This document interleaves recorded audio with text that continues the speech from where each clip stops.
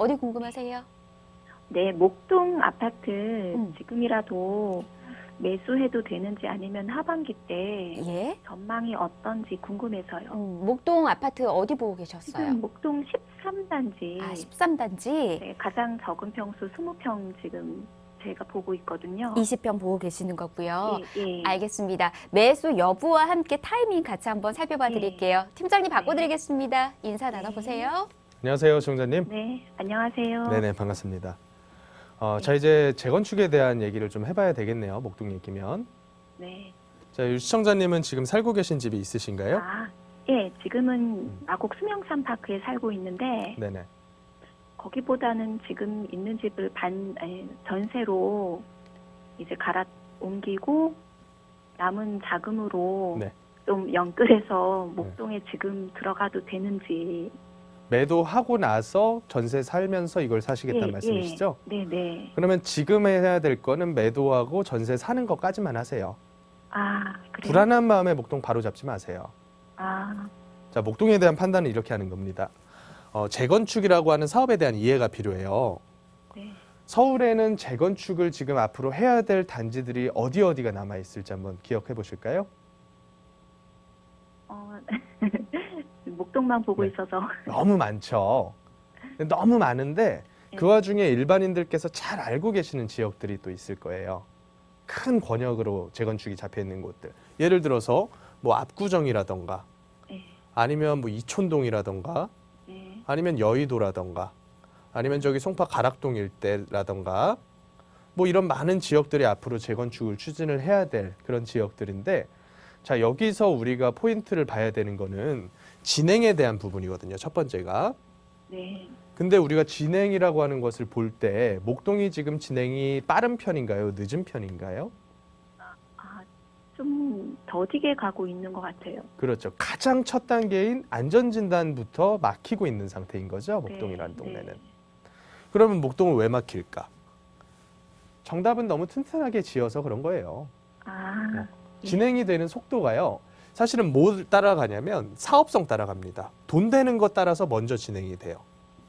네. 그러면 우리가 봐야 될 거는 진행을 보고자 할 때는 앞으로 남은 이 많은 재건축 구역들 중에서 어디가 가장 수익성이 괜찮은 재건축 단지냐.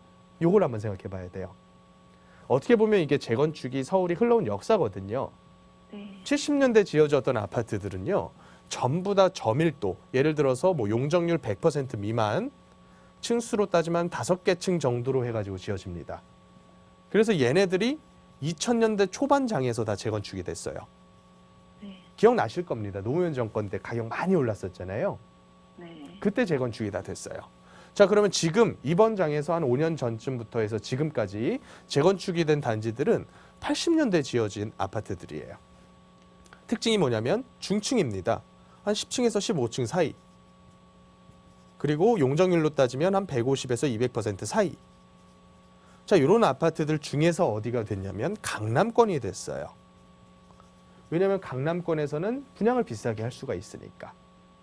자, 그럼 다음 순서는 어디가 될 거냐? 비강남에 있는 데들 중에서 혹은 강남에 아직도 진행이 안 된 뭐 대치동이라던가 뭐 저기 그 송파 쪽이라던가 이쪽 일대에서 비싸게 분양할 수 있는 중층 아파트들 재건축들이 다음에 가기 시작하지 않을까라는 네. 생각이 드는 거죠. 그러면 그 중에서 목동의 순위는 굉장히 높은 편이에요. 사업성으로는. 네. 즉 사업성으로는 굉장히 괜찮으나 지금은 못 간다. 왜 못 가느냐?